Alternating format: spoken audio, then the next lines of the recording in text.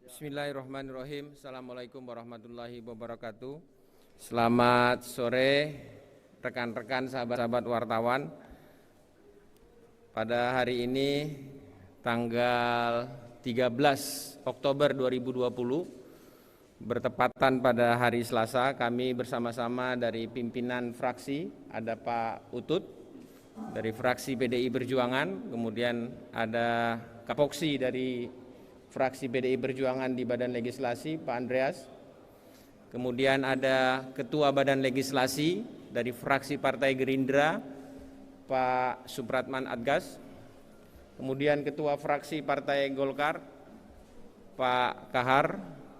Kemudian Ibu Neng EM dari fraksi Partai Kebangkitan Bangsa. Kemudian Ibu Nurul Arifin dari fraksi Partai Golkar, pimpinan dari Poksi Badan Legislasi. Kemudian ada Pak Lamhot Sinaga dari fraksi Partai Golkar dari Badan Legislasi.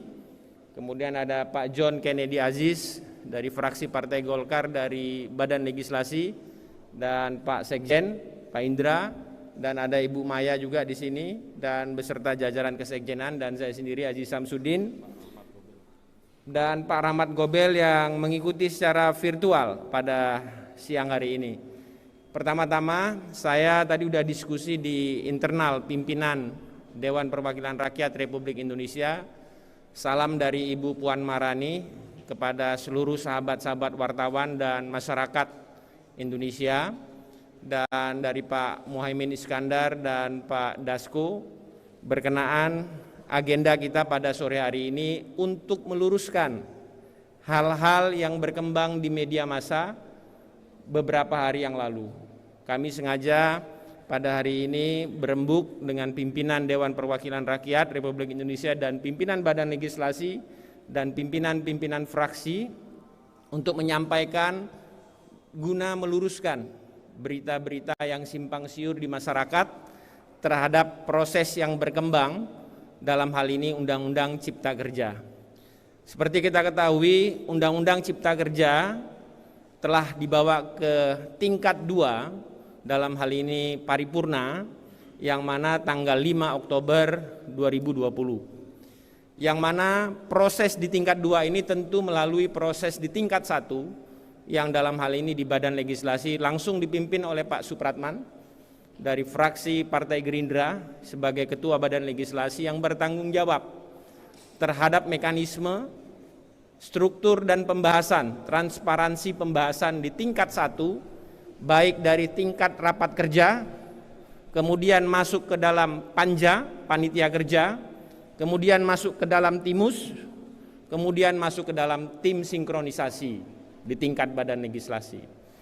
Bahwa proses dilakukan ini, rapat kerja dari 9 fraksi memasukkan yang namanya daftar inventarisasi masalah. 9 fraksi menyatakan dan berpendapat di dalam rapat-rapat kerja maupun di dalam rapat-rapat panitia kerja, rapat timus, dan rapat tim sinkronisasi. Sehingga 9 fraksi dalam pembahasan dari rapat kerja sampai dengan di rapat tingkat 1 sepakat. Seperti yang sudah beredar di dalam pemberitaan. Adapun hal-hal yang berkembang di dalam daftar inventarisasi masalah berkenaan dengan klaster-klaster yang ada perlu nanti disampaikan kepada publik, tentunya pada saat yang tiba, yaitu pada saat besok tanggal 14 Oktober 2020, berdasarkan mekanisme tata tertib DPR, khususnya di dalam pasal 164, bahwa Dewan Perwakilan Rakyat Republik Indonesia memiliki jangka waktu 7 hari.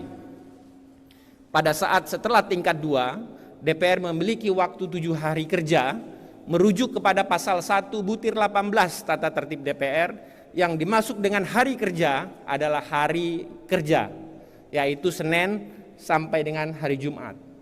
Sehingga tenggang waktu untuk penyampaian Undang-Undang Cipta Kerja ini akan jatuh pada tanggal 14 Oktober 2020, tepatnya besok pukul 00 pada saat besok.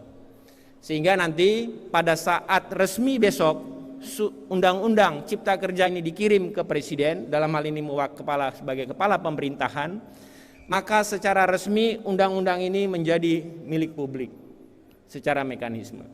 Hal ini perlu kami sampaikan, hal-hal yang berkaitan dengan substansi tadi dalam pembahasan di tingkat rapat kerja, 9 fraksi menyepakati, mengikuti dan menyerahkan daftar inventarisasi masalah. 9 fraksi sepakat untuk melakukan pembahasan. Kemudian dalam proses rapat kerja menuju rapat panitia kerja, pimpinan Badan Legislasi dan pimpinan Panja mengadakan yang namanya rapat dengar pendapat umum. Rapat dengar pendapat umum dilakukan hampir sebanyak 88 kali, baik secara fisik maupun secara virtual. Pertemuan-pertemuan dengan tokoh masyarakat, pertemuan dengan tokoh buruh, pertemuan dengan tokoh pendidikan, tokoh masyarakat, tokoh kaum pengusaha, kaum buruh, kaum masyarakat dilakukan sampai dengan 89 kali pertemuan dilakukan. Proses itu dilakukan baik secara fisik, baik juga secara virtual. Adapun data, rekaman, pembicaraan akan kami lampirkan kepada pemerintah dalam catatan Mindehes Nota. Bahwa dalam hal ini pimpinan Balek Pak Supratman mengetahui secara persis mekanisme dan tata cara prosedur dalam menegakkan aturan, dalam menentukan dan memutuskan pasal demi pasal, ayat demi ayat, baik di dalam mekanisme rapat kerja, mekanisme di dalam rapat panja, mekanisme di dalam tapat timus, dan mekanisme di dalam rapat tim sinkronisasi. Adapun yang berkembang beberapa hari terakhir berkenaan kenapa kok belum diserahkan kepada pemerintah.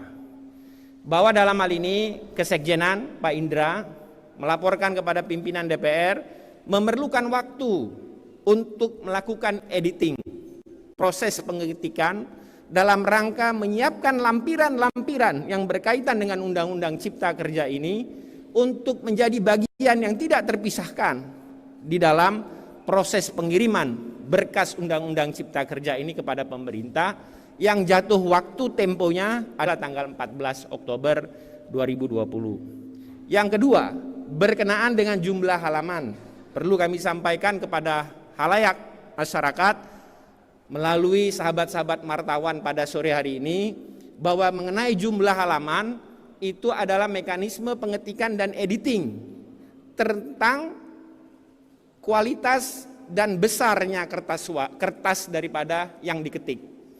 Proses yang ada dilakukan di Balek itu menggunakan kertas biasa. Tapi pada saat sudah masuk ke dalam tingkat 2, proses pengetikannya masuk di Kesekjenan, dia menggunakan legal paper yang sudah menjadi syarat ketentuan-ketentuan di dalam undang-undang.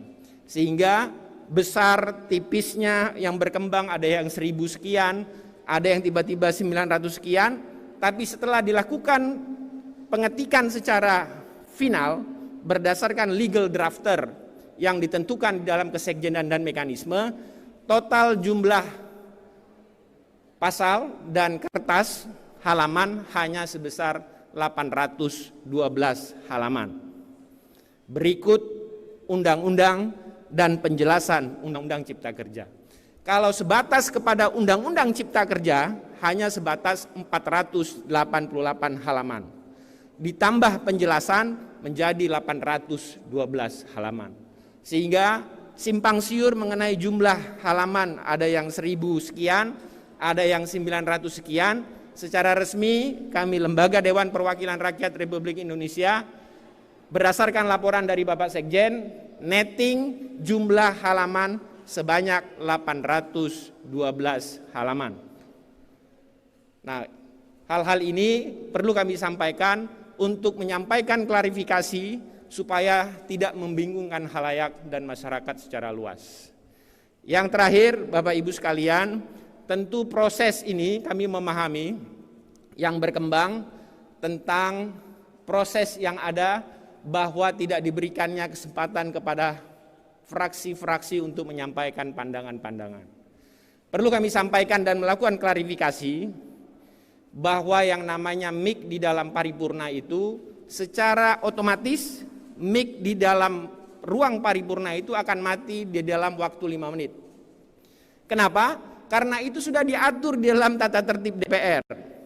Tata tertib DPR pasal 312 dan 314 mengatur lamanya pembicara di dalam rapat-rapat terbatas 5 menit. Sehingga pada saat dia 5 menit berjalan, dia otomatis mic itu otomatis off, begitu, mati. Sehingga tidak ada pembatasan menyenggang demokrasi daripada salah satu sahabat saya dari fraksi tertentu yang seolah-olah kami membatasi atau tidak. Kemudian terhadap jumlah pembicara di dalam rapat paripurna memang dilakukan secara proporsional. Pada saat itu fraksi, dalam hal ini fraksi Partai Demokrat telah diberikan kesempatan bicara kepada 4. Dalam hal itu kepada saudara yang terhormat Marwan C. Hasan, kemudian yang terhormat saudara Didi Irawadi, dan yang ketiga yang terhormat kepada saudara Iwan, dan terakhir adalah kepada saudara Dr. Beni Kaharman. Sudah 4 dari fraksi Partai Demokrat kami berikan alokasi untuk waktu, sehingga kalau dikali 5 menit dia akan bertotal 20 menit. Nah, sehingga mekanisme ini kami tegakkan dalam rangka menegakkan tata pasal-pasal yang tertuang di dalam tata tertib Dewan Perwakilan Rakyat Republik Indonesia. Demikian sahabat-sahabat wartawan dan kepada seluruh masyarakat, kami menyadari simpang siur dan pandangan yang berbeda ini tentu membuat suatu penafsiran dalam pasal. Dan sejak nanti besok kami kirim, kemudian secara mekanisme dan secara tatib dalam waktu 30 hari Presiden akan mengeluarkan, dalam hal ini sebagai kepala pemerintahan, mengeluarkan LBN, dan secara otomatis undang-undang ini berlaku. Dan bagi sahabat-sahabat dan masyarakat yang masih pro dan kontra, ada mekanisme konstitusi yang dibuka oleh aturan-aturan konstitusi kita melalui mekanisme Mahkamah Konstitusi. Hal-hal ini kami sangat hargai, perbedaan-perbedaan untuk bisa dilakukan ke Mahkamah Konstitusi. Adapun hal-hal yang telah terjadi beberapa hari belakangan, saya atas nama pribadi, tentunya juga 9 partai dan lembaga Dewan Perwakilan Rakyat Republik Indonesia, mohon maaf apabila ada hal-hal yang kurang sependapat, tapi percayakanlah kepada kami bahwa saya berkomitmen untuk bangsa dan negara menegakkan aturan secara proporsional dan menegakkan itu untuk saya pertanggungjawabkan di hadapan Allah Subhanahu wa taala. Sehingga tidak ada interest, kepentingan pribadi atau kepentingan kelompok dalam kami pimpinan DPR, pimpinan fraksi dan pimpinan alat kelengkapan dalam hal ini badan legislasi memanfaatkan kondisi-kondisi tertentu untuk hal-hal tertentu yang menguntungkan para pihak tertentu. Sehingga kami ucapkan terima kasih. Mudah-mudahan Indonesia di bawah kepemimpinan Bapak Presiden Joko Widodo dan Kiai Haji Ma'ruf dapat maju dan undang-undang ini tentunya bermanfaat bagi kita semua. Billahi taufik wal hidayah, usikum binafsi biqataqallah. Wassalamualaikum warahmatullahi wabarakatuh.